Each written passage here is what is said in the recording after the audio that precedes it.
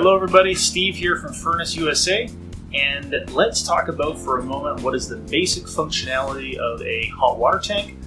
What does it do? Well, you know what it does, it puts hot water in your house, but what's going on with these controls on the side of it?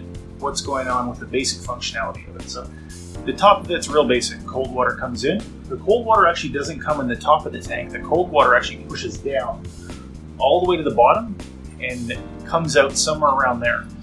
It gives you a couple of benefits. If the cold water was to just come in the top, it doesn't mix very well. So if it comes in the bottom, it does two things. It stirs up the sediment in the bottom so it doesn't just build up in the bottom of your tank. That's more of a newer tank technology.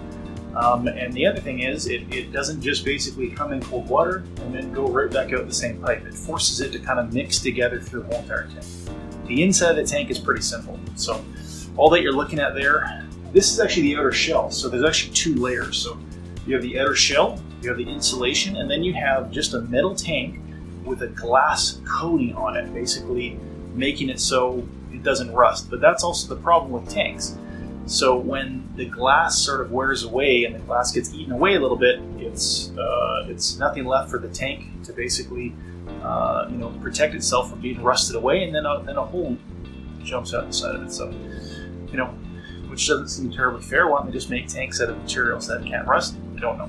So, other little things. This little tube that you see coming down the side of it, what it does is a temperature and pressure relief valve. So if the pressure gets too high inside the tank, or the temperature gets too high, this thing will actually release and drop water at the bottom. So usually it's because if those things are going off, it's because the part's faulty.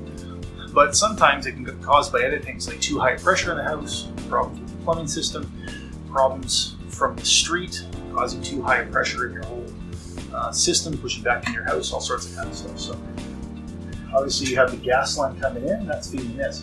So all that's really happening here, there's a temperature probe going in to the tank, and that's just sensing the temperature. So when the temperature inside the tank, it drops below a certain set point, which you can adjust on here, it just makes the burners fire up. And inside of there, all that you're looking at is a little cylinder, and the gas goes through it and it hits the bottom of this metal plate, and on the other side of the metal plate is all the water inside the tank.